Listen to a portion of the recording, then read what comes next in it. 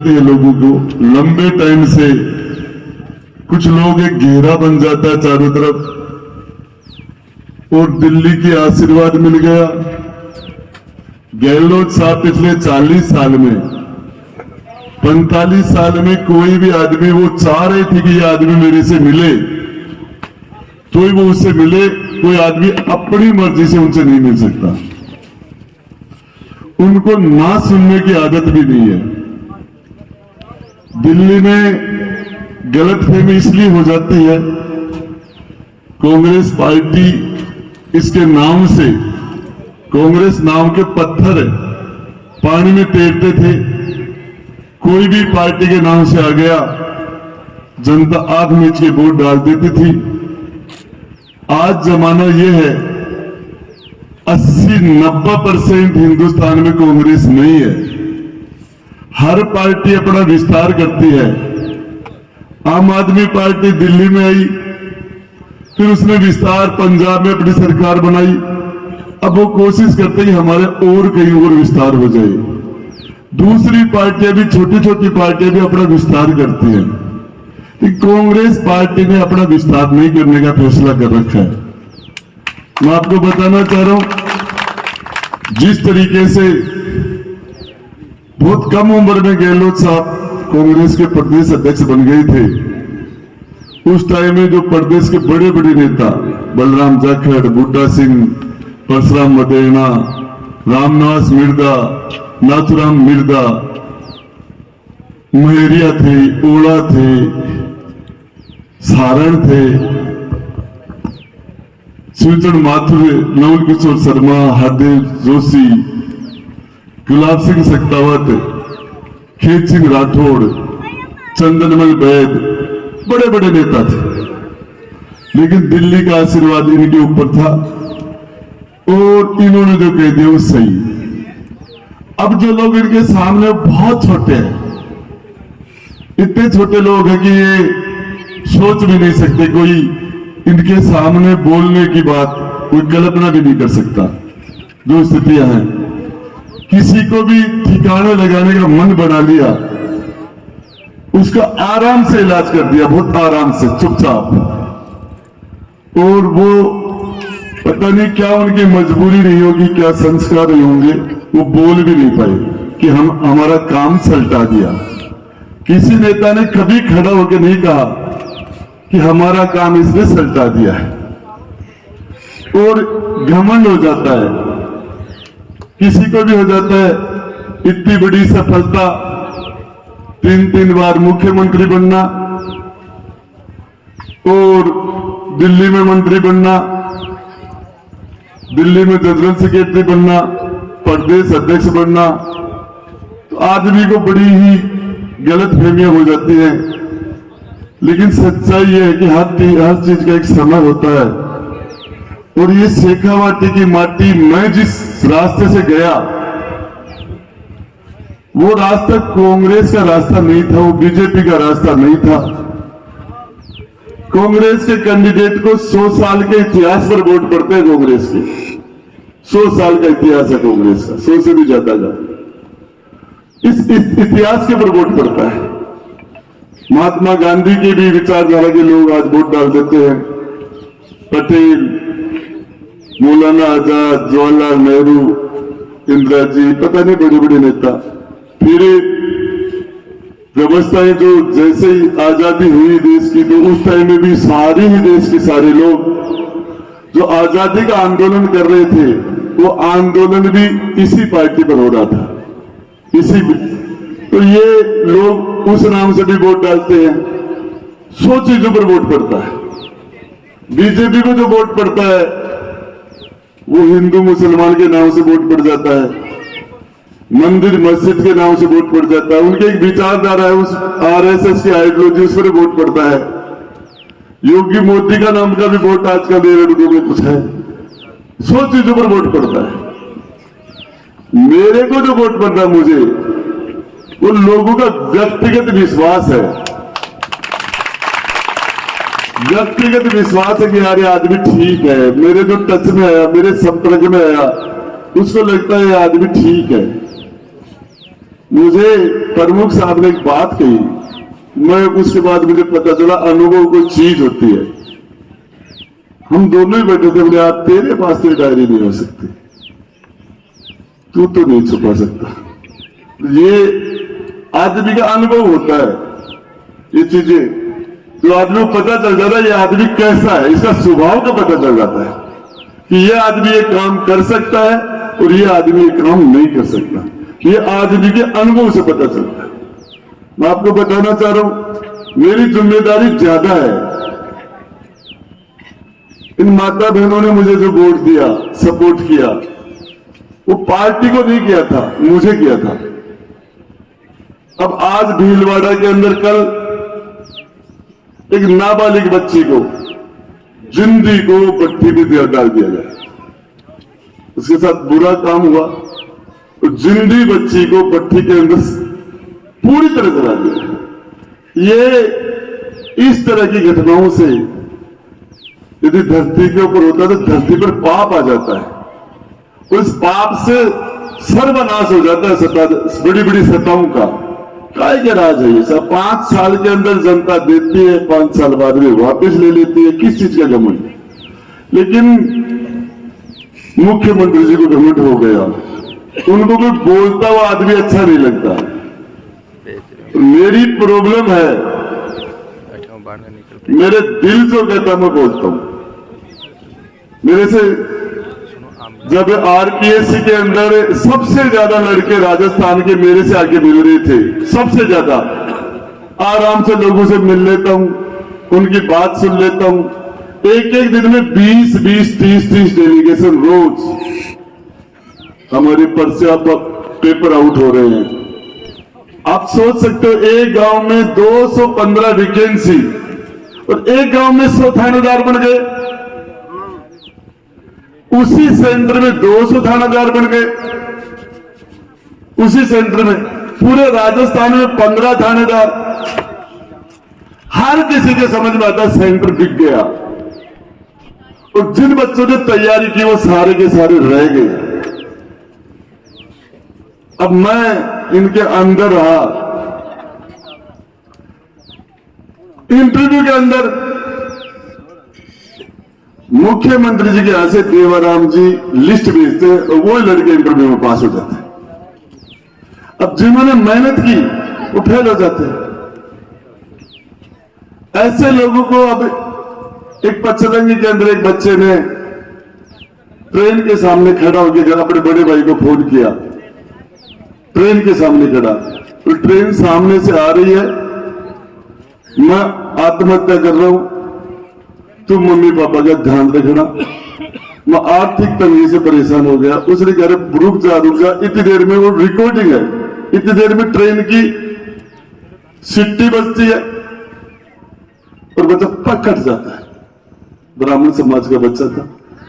आज नौजवान के अंदर निराशा आ गई कि आम किसान है, मध्यम वर्ग का है, मजदूर आदमी उम्मीद के साथ कि जो चीजें उसको, जो कपड़े वो खुद नहीं पहन पाए, अपने बेटे बेटी को पहनाता है। जो जैसे जूते वो कभी पहनने की सोच नहीं सकता था, दूसरों के पांव में देखे थे, वो अपने बच्चों को लाके पहनाता है। जो खाना खुद ने कभी खाया ही नहीं था वो अपने बच्चों को खिलाता है कि ये बच्चे अच्छी सर्विस में चले जाएंगे, हमारा परिवार आर्थिक रूप से मजबूत हो जाएगा, कर्जा उतर जाएगा, हमारे अच्छे दिन आ जाएंगे, हमारा परिवार मजबूत हो जाएगा। इस उम्मीद से कॉलेज में भेज के कोचिंग कराता है बाद में, ग्रेजुएशन के बाद में, और वो बच्चा बार बार असफल हो जाता है। कारण ये नहीं कि बच्चे में काबिलियत नहीं है, बच्चे ने मेहनत नहीं की, ऊपर का सिस्टम खराब हो गया। यदि पेपर किसी के पास पहुंच जाएंगे तो तैयारी कितनी भी कर लो तो फेल होंगे। जब सेंटर बिक जाएंगे तो बच्चा की तैयारी क्या करेगी? कुछ भी कर ले, कुछ भी कर ले। जिसने 2 साल रात दिन मेहनत भी कर ली और एक रात पहले जिसके पास पेपर आ गया वो तो चेतेगा। फिर इंटरव्यू, ये व्यवस्था जो बन गई और उसके अंदर सिचुएशन ये हो गई, कौन इस आरपीएससी के मेंबर को बनाता है? यदि किसी दुकान के ऊपर हम आपको जानकारी होगी, लखी बिंजारे में अपना कुत्ता सेठ को दे गया था और कुत्ते की भी जिम्मेदारी थी कि वो कर्जा नहीं उतरे तब तक उसके पास रही। सेठ ने जब कर्जा उससे उतर गया तो पर्ची लिख दी कि तेरा कर्जा तेरा माफ चूक लिया है, अब तो तेरे धनी के पास जा। लेकिन बंजारे ने जब दूर से देखा कुत्ता आ रहा तो देखा धोखा कर दिया, उसने इसको मार दिया। पर्ची पटी तो पता चला कि यार पछताया कि ये तो अपना कर्जा चुका के आ रहा है। तो जिसको आपने आरपीएससी का मेंबर बनाया, आरपीएससी का चेयरमैन बनाया, वो पेपर बेच रहे हैं, आपकी कोई जिम्मेदारी नहीं है। मेंबर कौन बनाता है? राजनीतिक मंत्री थोड़ी बनाते हैं, चुनाव थोड़ी होता है, कंपटीशन थोड़ी, उठा के रखते हैं। कुमार विश्वास की पत्नी को मेंबर बना दिया। कहां का कुमार विश्वास? राजस्थान में उसकी पत्नी को मेंबर है। जिसको चाहे वो, अब वो तो हमने टोटल मेंबर सीएम ने बनाए और चेयरमैन भी सीएम ने बनाया। अब आरपीएससी का बेड़ा करेगा तो सीएम की जिम्मेदारी नहीं है। मुझे कहा तुम मत बोल, मैंने कहा रोज बच्चे कल किस मुंह से जाएंगे इनके पास, नौजवान के पास किस मुंह से जाएंगे? अब आपको ये कोई मेरा प्रोग्राम भी नहीं था। जब बेल के अंदर इस सत्ता पक्ष के विधायकों को नहीं जाना चाहिए, नहीं जाते। विपक्ष के विधायक कोई बहुत बड़ा प्रोटेस्ट हो तो विपक्ष के विधायक बेल में आ जाते हैं, सत्ताधारी पार्टी के विधायक बेल में नहीं जाते। मैं बैठा था और मणिपुर की बात को लेके ये कर रहे थे। अपने असलसर में बच्ची का 20 साल की गला ग्रेट की हत्या हो गई मेरे क्षेत्र में। बच्चियों को तंदूर में जिंदा डाला जा रहा है। मुझे मेरे सर हाथ नहीं गया। मैंने कहा यार गिरेबान में झांको, मणिपुर 3500 किलोमीटर दूर है। अपने क्या हो रहा है पूरे हिंदुस्तान में? महिला क्राइम के अंदर, महिलाओं के प्रति दुर्व्यवहार में, दुष्कर्मों में, महिलाओं की हत्याओं में हिंदुस्तान में हम पहले नंबर पर आ गए। सारे पढ़े लिखे लोग हो आप, बुद्धिजीवी लोग हो आप। यूपी की जनसंख्या 25 करोड़ है, 25 करोड़। राजस्थान की जनसंख्या 7.5 करोड़ है। हम 25 करोड़ वाले उत्तर प्रदेश, बिहार, उनसे महिला क्राइम में आगे चले गए। तो ये माताएं पूछेंगे नहीं कल, पढ़े झुंझुनू जिला पढ़ा लिखा जिला है। आपको बताऊं, ये कभी भी राजनीति के अंदर बच्चे समझदार है, हमारी बच्चे और भी समझदार है। महिला एजुकेशन में हमारा जिला 1 नंबर पर है। मैंने नहीं कहा, लेकिन जब एक प्रमुख साहब ने कहा कि इसका जवाब देना चाहिए और मैं ये जवाब देने के लिए निकला, तो आपको बताऊं हकीकत परमहंसी के स्थान पर खड़ा हूं मैं। कितने प्रोटेस्ट किए हैं, कितने भी आंदोलन किए हैं, घर के बच्चों को मतलब ही नहीं है। इस प्रोटेस्ट में मेरी बेटी स्कूल 10वीं क्लास पढ़ती, वो भी आ गई। तो बच्चे समझते हैं। महिलाओं ने मुझे जो रेस्पॉन्स अब दिया है, कभी 20 साल में नहीं दिया। हम ऊंट गाड़ी से निकल रहे हैं, गाड़ी में कोई महिला बैठी है और उसका चेहरा खिला हुआ, उनको वो एक चेहरे से एक सपोर्ट कर रहे हैं। वो महिला कहां भी गेट पर खड़ी है तो वो कह रहा हम तुम्हारे साथ हैं, तो उसका खड़ा होने का मतलब वो हमें सपोर्ट कर रहे हैं। ऐसा मैंने कभी नहीं देखा मेरे 20 साल के राजनीतिक जीवन में। मैंने माता और बहनों का इस तरह का समर्थन, इस तरह का आशीर्वाद। बताओ आपको कि आजकल मोबाइल में देखते हैं बच्चे, महिलाएं देखती हैं, सारे कमेंट, सबको पता है कौन क्या कर रहा है, पब्लिक का सब कुछ जानती है। कल माता बहने, हम तो आपको बताओ सोच भी नहीं सकते थे, हमारे तो महिलाएं घर से निकलना ही नहीं। कल ऊंट गाड़ी में महिलाएं बैठी थी, घूटा के अंदर, और ये परिवर्तन है। अब वो नहीं कि आप अंदर हो हम फैसले करेंगे, वो बातें नहीं है। ये 50% की हकदार है और इनके बारे में यदि ज्यादा फैसला करेंगे। और महिलाएं तो सदा ही स्ट्रोंग थी, महिला सदा से स्ट्रोंग थी। और डिसीजन जिसने नारी शक्ति का अपमान किया है, वो चाहे कोई भी हो, मैं आपको बता रहा हूं, उसका सर्वनाश हुआ है जिसने किया। इसमें चाहे आदि काल में आप रावण की घटना को उठा के देख लो, चाहे द्रौपदी का चीरहरण वहां से देख लो, चाहे आज की घटनाओं को देख लो। हम कहें जहां नारी का सम्मान होता है, नारी की पूजा होती है, वहां देवता निवास करते हैं।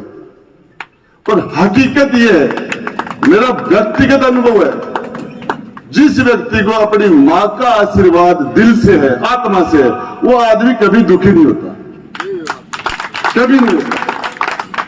जिसको अपनी धर्मपत्नी का आशीर्वाद है दिल से, वो आदमी प्रोग्रेस करता है। बेटी तो आदमी का सौभाग्य होता है घर के अंदर। औरतें लड़ती हैं तो भी कह देती है कि तेरी बेटी नहीं है, तेरी तो थली कुमारी है। लोग आपकी भाषा में कहते तेरी थली कुमारी है, बोले एक गाली है। जिस घर में बेटी नहीं होता उस घर को अच्छा, मतलब महिलाएं या अपने मानते बेटी सौभाग्य होती है। आपको बताऊं कि जिस भाई के बहन नहीं हो, रक्षाबंधन के दिन उसका चेहरा चाहे वो 80 साल का हो जाए उदास रहता है रक्षाबंधन के। और चाहे बहन के घर में सब कुछ हो, लेकिन चूनड़ी उठाने वाला भाई ने तो उसके लिए वो शादी पर उसके चेहरे पर उदासी रहती है। ये चीजें हैं जिनको हम नकार नहीं सकते, इन चीजों को नहीं सकते। राष्ट्रवाद विकास का मैं आपको बताना चाह रहा हूं। देखिए, किस व्यक्ति का किस जाति में जन्म हो जाए, ये तो परमात्मा का काम है। और मेरी जानकारी के हिसाब से किस तरीके से जाति की व्यवस्था है, हमारी तो बनाई हुई नहीं है, हमसे मिट भी नहीं सकती। लेकिन आपको बता दूं, मैंने कभी भी कुर्सी पे बैठ के मैंने पक्षपात नहीं किया, कभी भी। मैंने कभी वहां बैठ के मैंने न्याय किया, चाहे कुछ भी हो जाए, चाहिए कि ये बहुत गलत है और मेरे से होता भी नहीं है। बहुत से लोग कहते हैं कि यार ये आदमी तेरा इतना नुकसान कर रहा था, ये कर रहा था, इतना बड़ा विरोधी था, ये है। मैंने कहा यार, जो आदमी आ गया यहां चल के, उसको उसकी सुनने की भी अपराध अपन क्या जोगाजन आपका गलो गया है, क्या जोगाजन आपका गना है। तो दुनिया के माने ब्याह को जाएगा माहौल आपने रोजे ना रहे, ये कोई तकदीर है आपने। कोई भी आदमी मेरे को लगे, कोई भी, मैंने किसी को निराश नहीं किया, किसी को निराश नहीं किया। और मेरे से कुछ लोगों को शिकायत ये हो जाती है कि आप हर किसी का काम कर देते हो, वैसे मना किया ही नहीं जाता। कोई आदमी मेरे घर आ गया, मेरे पास आ गया, मेरे से मना नहीं किया जाता। तो आपको बता दूं, मैंने पूरी ताकत जो आप लोगों ने मुझे दी आज, उस ताकत से मैंने क्षेत्र का डेवलपमेंट किया, विकास किया, न्याय किया। और मैं परम हंसी के स्थान पर खड़ा हूं। मैं ये जातिवाद, ये फलाना परिवार, ये पक्षपात मेरे से नहीं होती। और आज भी आप सोच सकते हो, यदि मेरे पास बड़ी जाति नहीं है, बड़ी पार्टी भी नहीं है, फिर भी लोग चल रहे हैं। आज कोई लड़का मेरे साथ कोई नारे लगा रहा है, ऊंट गाड़ी में बैठा है, जान लगा रहा है, संघर्ष करो, हम साथ है, फलान है, और वो धूप में घूम रहा है। अब उसकी क्या जाती है, वो कहीं भी आएगा, मेरे लिए तो उससे बढ़िया कोई नहीं हो सकता, उससे ज्यादा बढ़िया मेरे पास कोई नहीं हो सकता। आज धूप में बारिश में मेरे साथ कोई चल रहा है, कोई भी चल रहा है, मेरे लिए उससे बढ़िया कौन हो सकता है।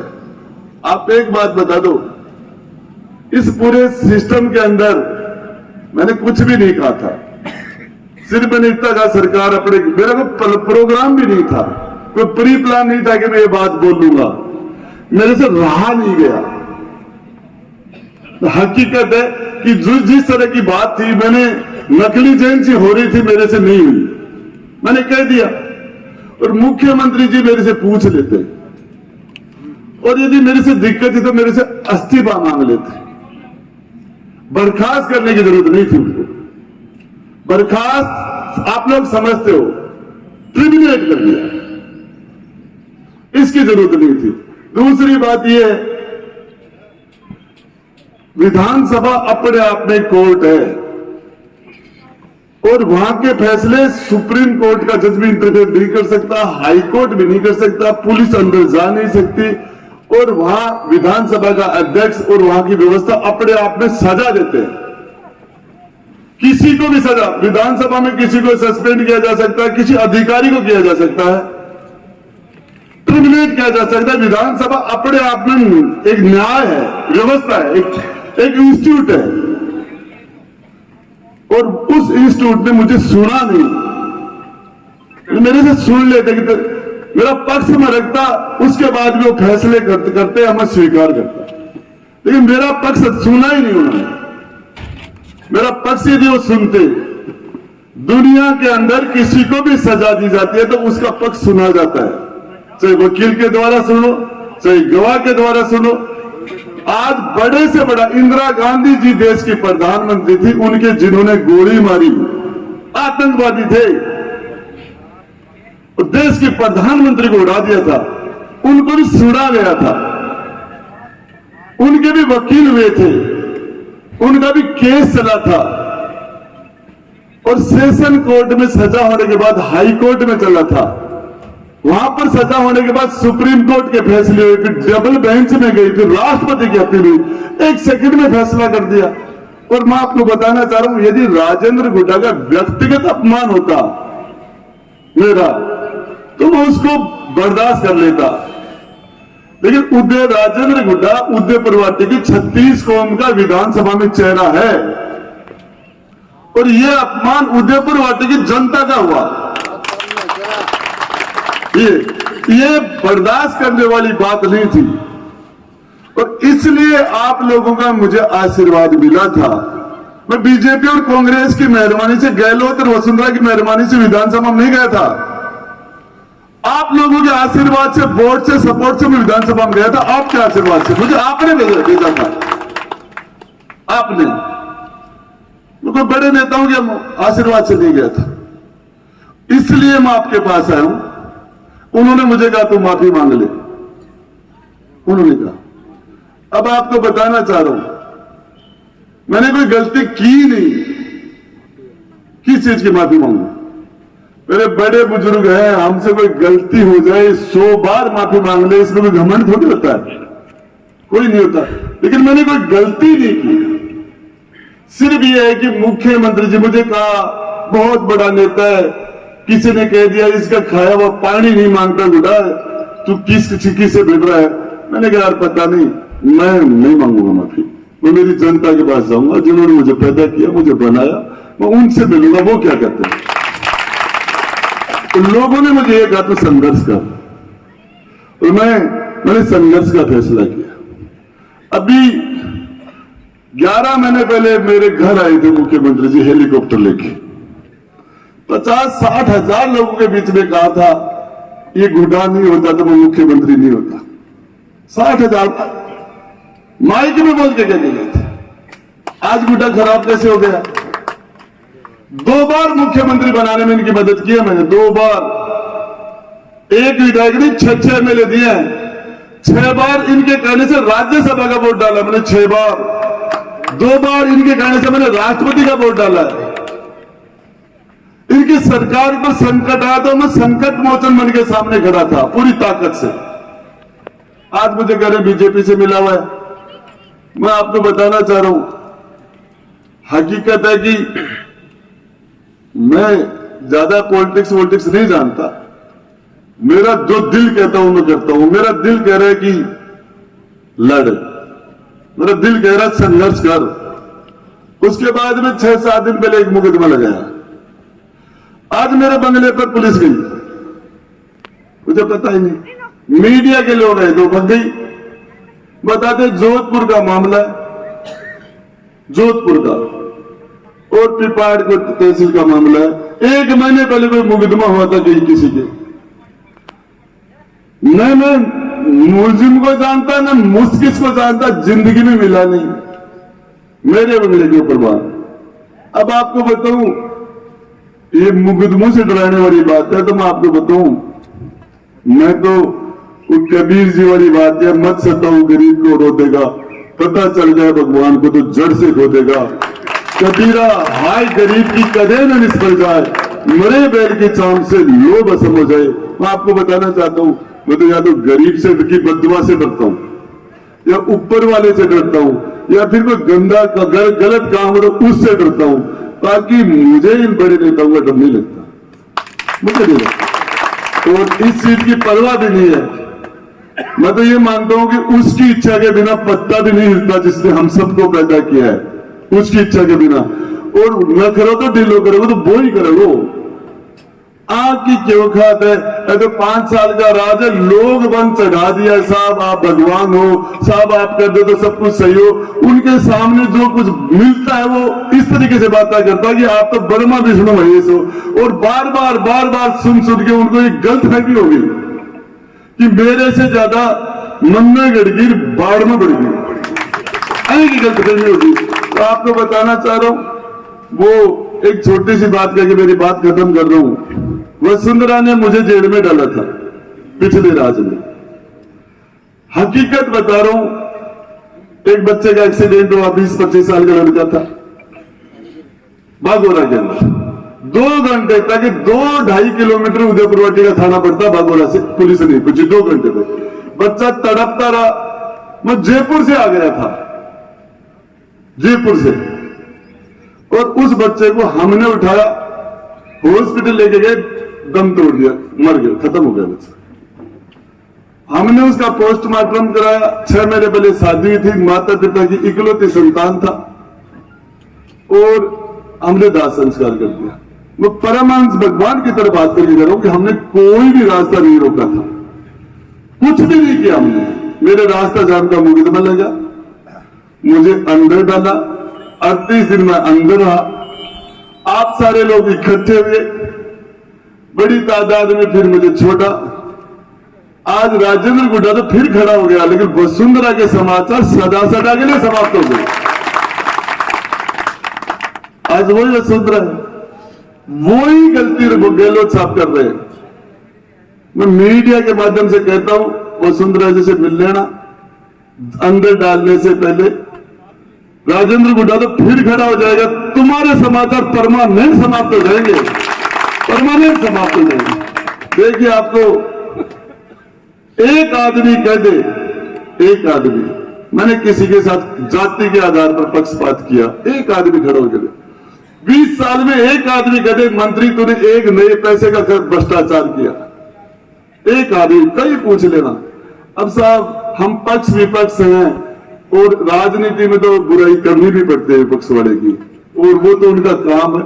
लेकिन मैंने काम किए, उनमें भी बिल्कुल भी ये नहीं कहा कि मैंने, आपको बताना चाह रहा हूं, अब मैंने लगभग 30 करोड़ रुपए की सड़कें बनाई है, और उनमें से 20 करोड़ रुपए की सड़कें तो जाट समाज की होंगी।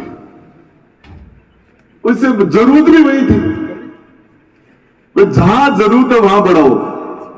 सिंगनौर में 2-2.5 करोड़ रुपए की सड़कें दी है मैंने, आपके यहां भी दी है, जहां जहां दिए, और जहां जरूरत है वहां जो कोई भी। तो इसलिए मैं आपको बताना चाह रहा हूं, एक जगह जंगल में आग लग गई थी, आग लगी तो पूरे जंगल के जानवर भग रहे थे।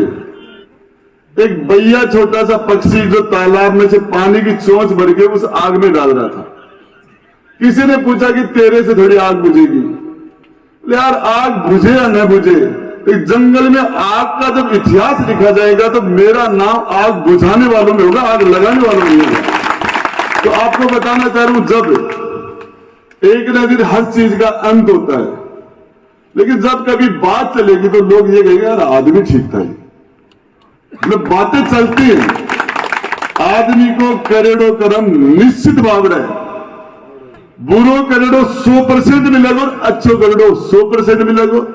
और आपको बताना चाह रहा हूं, मुझे तो इस यात्रा के अंदर, पूरी यात्रा में, चाहे मैनपुरा, आज सरपंच वो नहीं है, लगातार ही चल रहे थे, मैनपुरा हो, गडला हो, भाटीवाड़ हो, शीतल हो, चाहे हमारा असलसर हो, नाटा, जाट समाज के गांवों में भी मुझे इतना समर्थन, इतना सपोर्ट मिला, इतना भावनात्मक सपोर्ट मिला कि आपको बता नहीं सकता।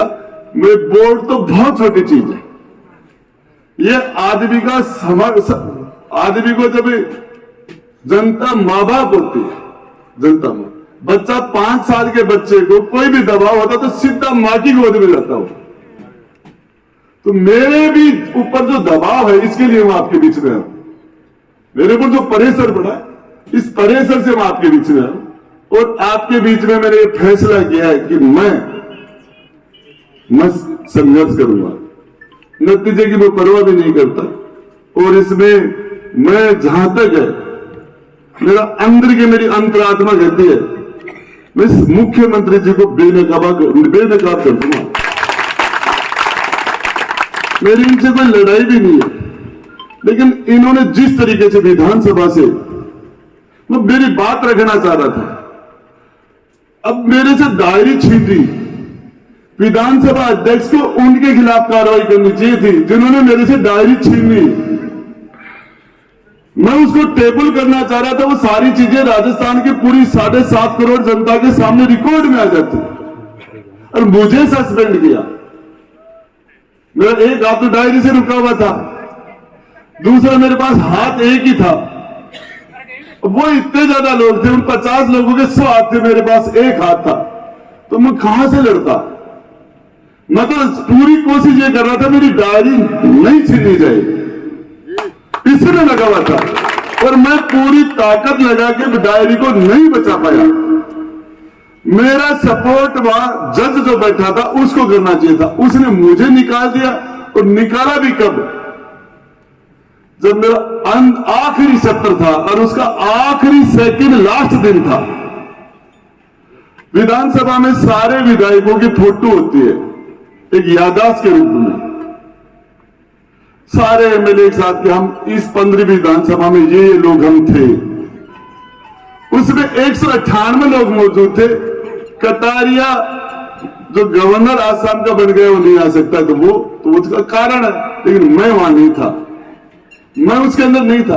तो ये अपमान राजेंद्र गुड्डा का नहीं, मैं ये मानता हूं 36 कौम का हुआ ये उदयपुरवासी का। और इसके लिए आप लोगों ने इतनी बड़ी तादाद में आके और मुझे भावनात्मक जो ताकत दी है, ये एहसान जिंदगी भर याद रहेगा। धन्यवाद। जय हिंद, जय भारत।